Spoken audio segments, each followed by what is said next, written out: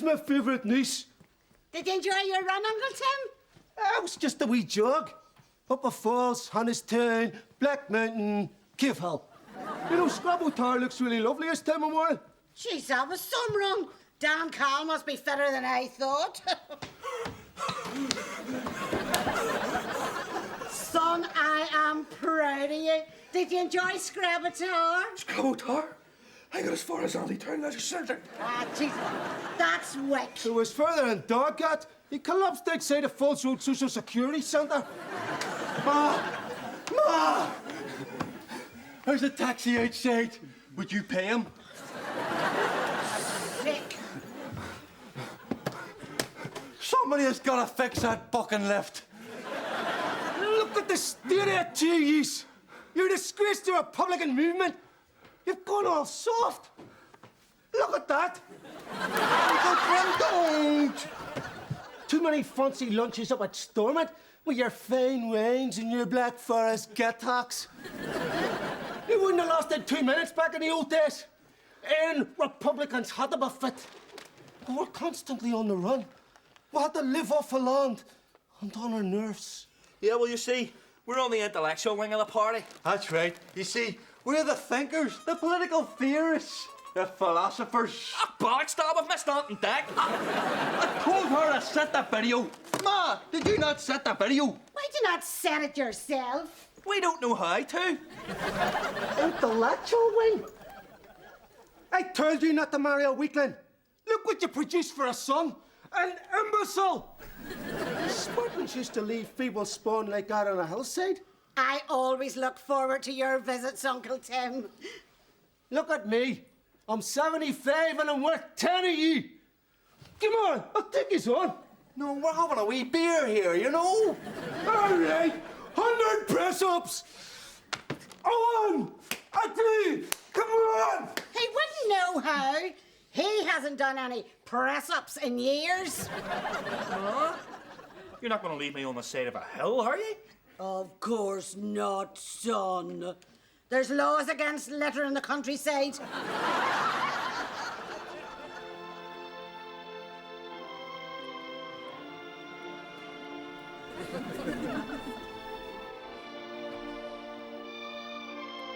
Any time now. Enjoy the peace while it lasts. Knock, he might have got it this time.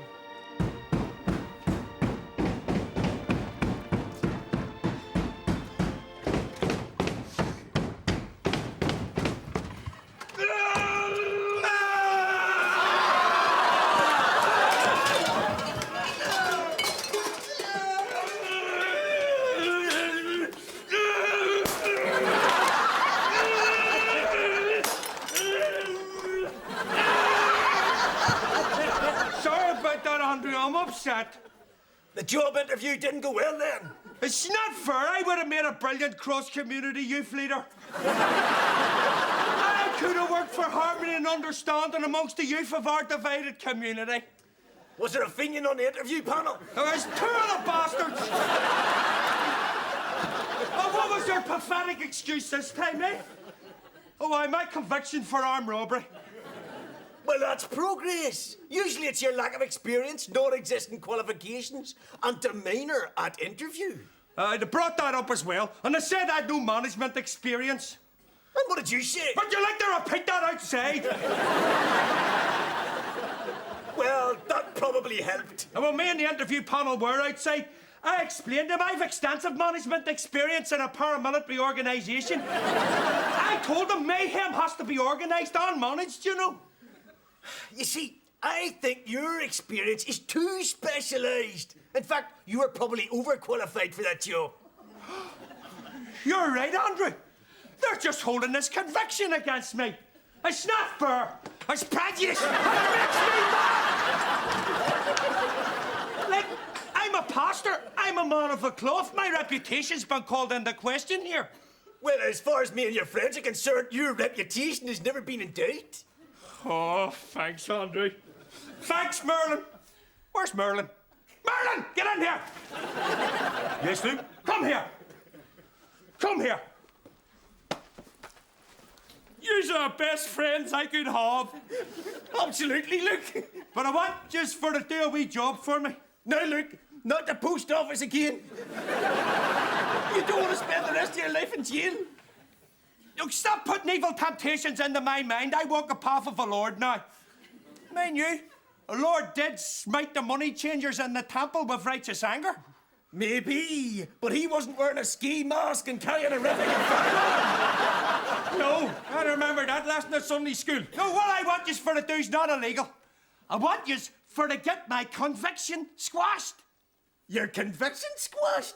It's not illegal, but it's impossible. I want for to be declared innocent. You know, like in Birmingham 6 months. Well, it took a 16-year campaign to get their convictions squashed. Well, yous have got the Wednesday. Otherwise, I might be doing some righteous smiting myself.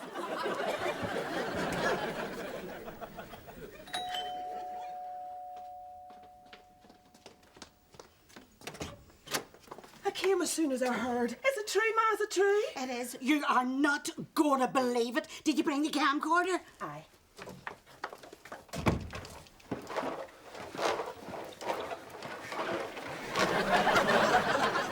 Did you do the bathroom? Aye. Did you use the toilet duck? Aye, nay, the air freshener. I don't know how to use. They all paint fresh or they're summer metal. Use the two of them. Are they? Yes. They are doing housework. Do you think they're on drugs? I'm feared to ask in case they stop.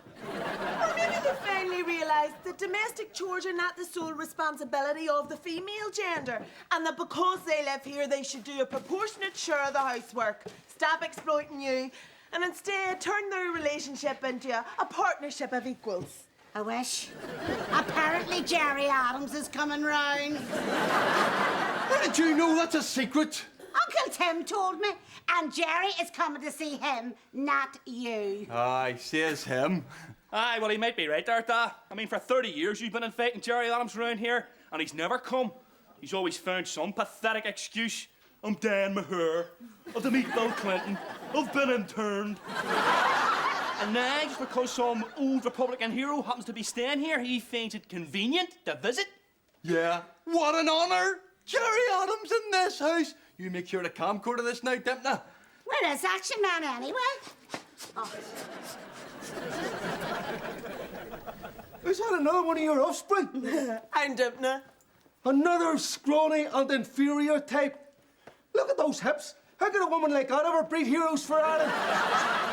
Right, I'm off. I have to do 100 lengths of pool before lunch. You can't do that. Jerry's on his way round to see what, that Adams fella? Tell him to meet me at the pool. 100 lengths would do him good. In my day, Republican leaders were strong. Miller action! Oh, now, come on. Jerry has done his bit. Rubbish. According to that book, has he done nothing?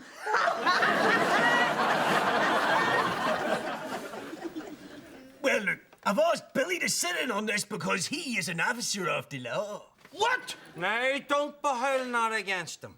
He might be able to explain some of the hurdles we might encounter in getting your conviction squashed. Well, first of all, it's quashed, but that's not important. Look, I've been through the police report and the transcript of the trial, and I think the main problem you're going to face with your appeal, Luke, is that you've done it. That's right, is that a problem? It is a bit. Oh, but I should never have been convicted. I'm not with you. Well, for a start, the forensics was flawed. Oh, which bit exactly? The fingerprints on the gun? The footprint that matched your shoes? The saliva samples? The hair follicles? Or was it that wallet you dropped with your driving licence in it? All of them. Right, there were eyewitnesses. Mistaken identity. All 34 of them? So I've got to have this hanging over my head for the rest of my life just because I forgot to put on a ski mask? Ah, of course, Luke. There was your confession. That confession wasn't worth the paper I wrote it on. And what about all the violence in the interview room? Well, Luke, as the judge said, beating up all them detectives only made matters worse for you. No, hang on, the judge, he'd be on my side. I remember him saying, troubles made people like me.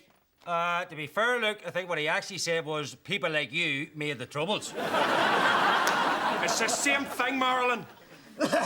Well, having looked at all the facts and gone through any merits of any appeal, I think we have to reluctantly come to the conclusion that... You have to try harder! We have to try harder. I keep telling you, Mervyn, try harder.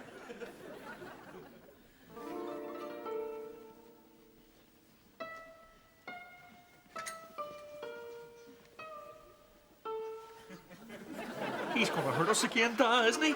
Shut up. He says if we do this, he'll let Jerry come and see him. The martial arts engender discipline of mind and body. Oh, no, he is gonna hurt us. The Japanese are a great race, a superior people. It took 2 atom bombs before they was given. What did it take to stop you two? A couple of lunches of it storming the trip to America threw in? 'Cause you're weak. Yeah, you're right. We're a lost cause. Maybe you're better off fighting someone like Ma. She's got a vicious right hook. I'll toughen you two up if it's the last thing I do. The Japanese man is honorable. He offends his brother, he cuts his finger off. Demon cowards! See this here headband?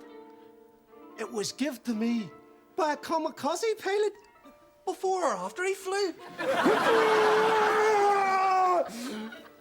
All right, come on, ma. Maybe we should do a few more floor exercises first. Come on.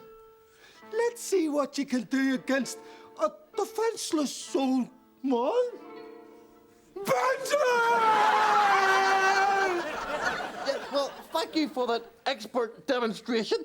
All things considered, I don't think I did too badly against a black belt. With the right pressure applied, I could snap your neck like a twig. Yes, I'll take your word for it. And as for you, I could break your arm in 22 pieces. I thought you already had. Die, you wimps! Get up!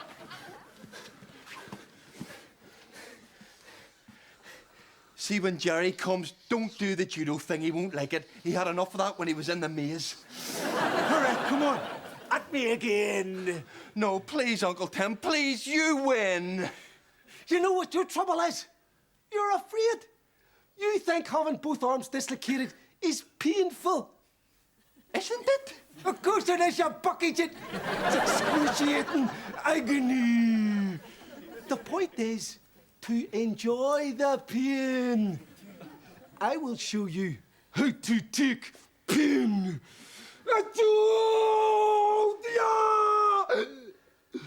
Hit me! Come on! No. Wimp, Carl, you have a wee dig. Come on. Hands behind my back. No.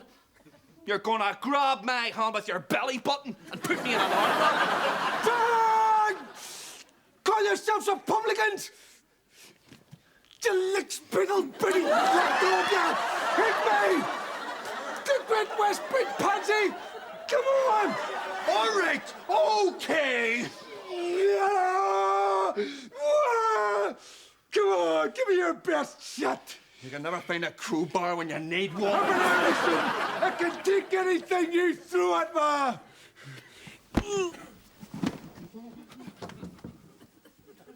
Uncle Tim?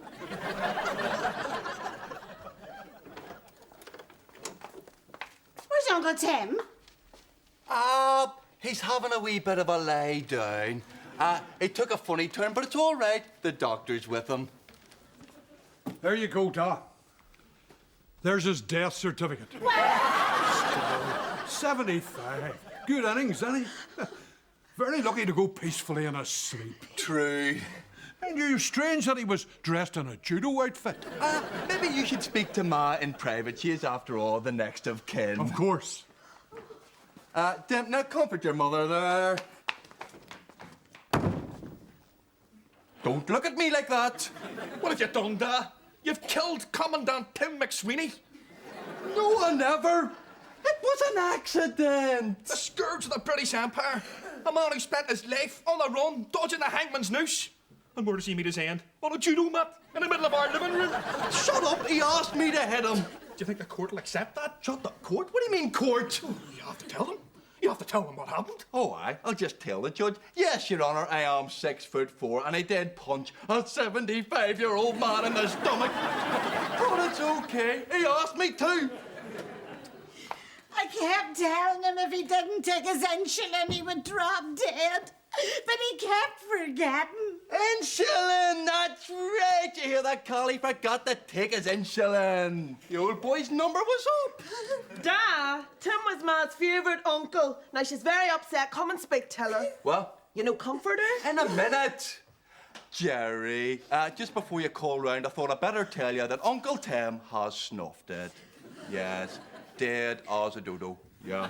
Stiff as a board. Yeah. Titty bread.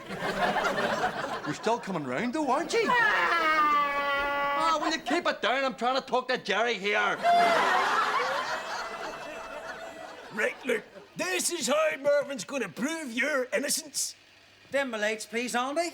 Don't turn the lights out! It reminds me of the jail and it gets me very upset. All right, then. Slide 1. What's that? I can't see nothing. That's because the lights are still on. Well, turn them off, you bin lid, you.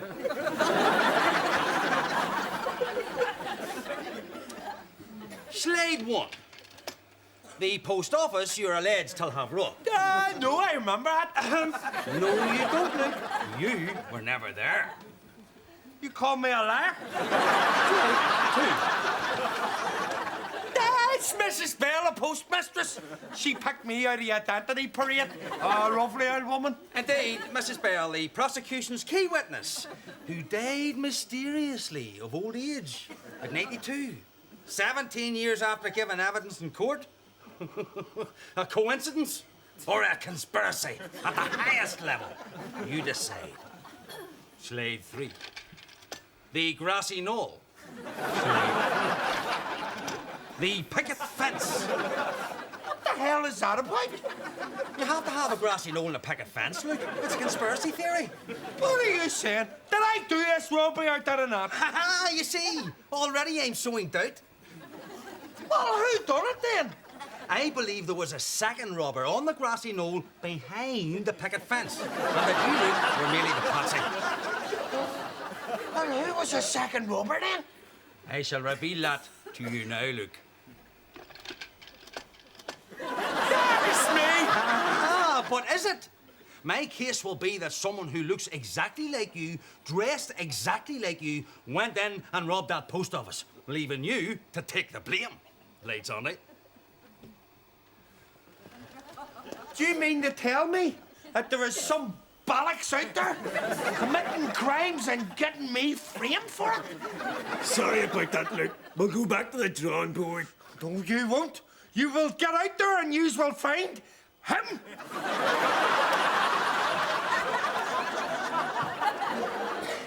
I don't want a big funeral. It's got nothing to do with you. This is the funeral of a Republican hero. This man gave his life for Ireland. He gave his life for lack of insulin. Yes, thank you, Carl. And he is getting the full send-off. In fact, Brendoin's coming round. Brendoin's doing it? Is he? He's the top Republican funeral arranger. You want to see what he can do with a black flag? Well, I knew Uncle Tim better than anybody, and I don't think that this is appropriate. It is not what he would have wanted. Hi, Brendoin. Hi, everybody. Listen, I've just heard.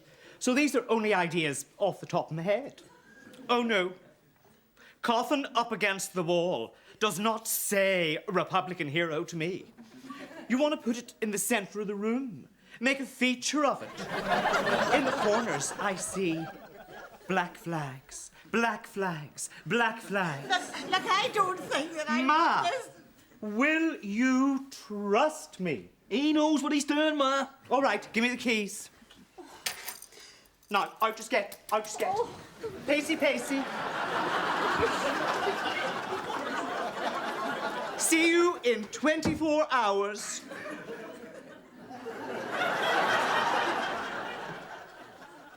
So, you feeling nervous? Yes. I think you're going to love it. Now, close your eyes.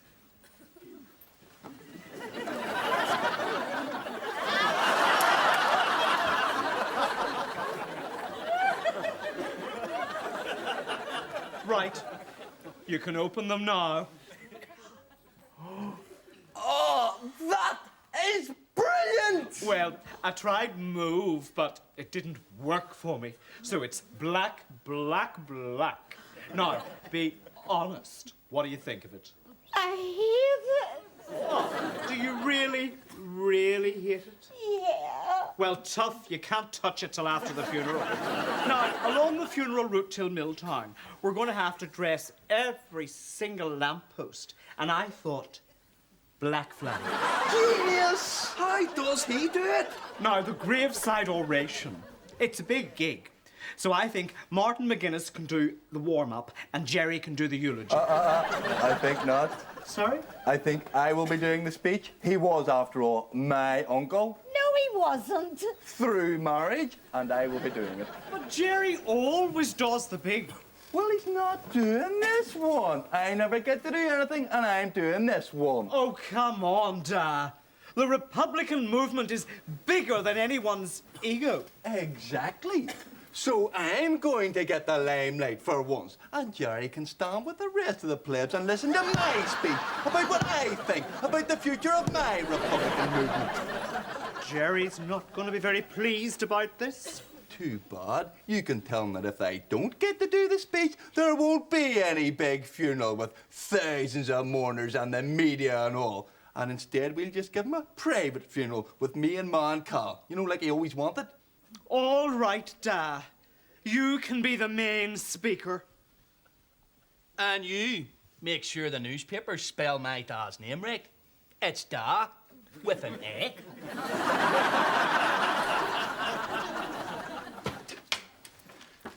There it is, Billy. It's in the paper and all. The funeral takes place today of veteran Republican Tim McSweeney. Thousands are expected to attend. The graveside oration will be given by Doe. Doe? Who's Doe? That's what it says, D-O. My dad's a spoofer. He said he was for doing it.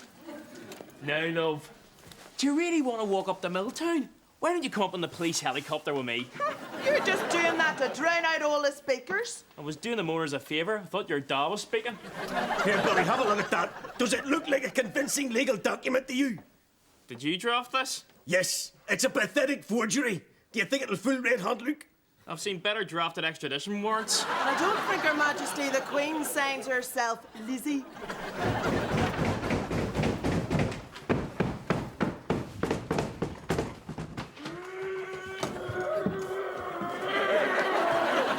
Today is your day of judgment, Andre. Oh, sorry, Billy. Is Andrew in? He's over there, look, with your pardon. What? He got it! He got it! Well, I'd love to stay and help you celebrate. But thankfully, we've got a funeral to go to. Oh, I can't believe it. Yous have done it. Neither can I.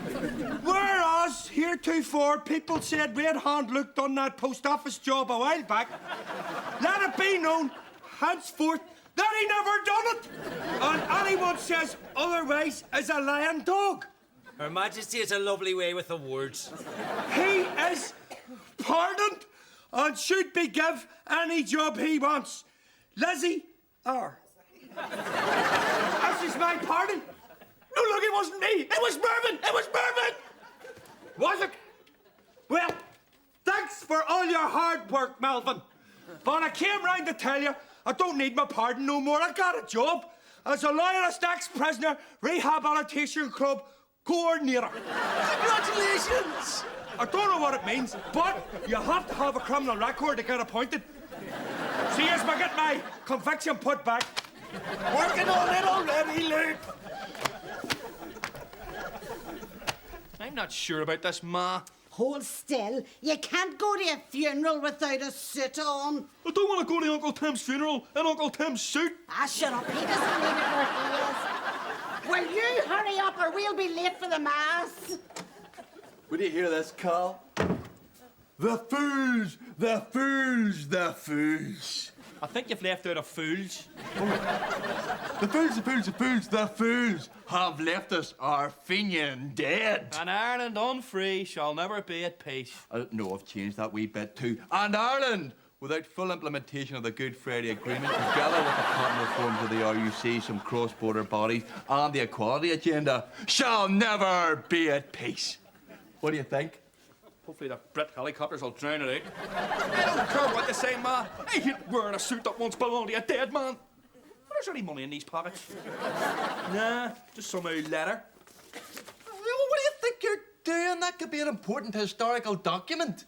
Oh, snot. It's only an old betting slip. This looks important, though. Dear Tim, thanks again for all your information on your comrades in the Irish Republican Army. Thanks to you, they have all been arrested and put away. I enclose your usual check and look forward to your future cooperation. How about lunch at my club this Friday? General Sir Cecil Farquhar Fortescue, British intelligence. P.S.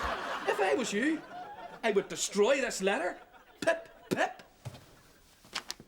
Do you mean to tell me that Commandant Tim McSweeney, the hero of Screeve na Cloy, the sole survivor of that IRA flying column ambushed by the Brits, the only IRA man ever to escape from that top security Brit intelligence camp, was a tout? You don't know? You mean you knew? Of course. I was his favourite niece. That is why I kept telling you that he wouldn't want this type of funeral. He would want a private ceremony. What, so that Stella Remington and Tony Blair could come and pay their respects? You better do something, Dad. There's thousands of Republicans down there, laying in the streets, waiting to honour a supercross. It's okay. I know what I have to do.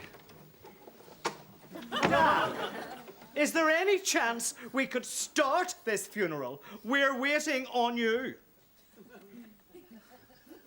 Brendoin, there's something I have to tell you. I'm being selfish. Let Jerry do the speech.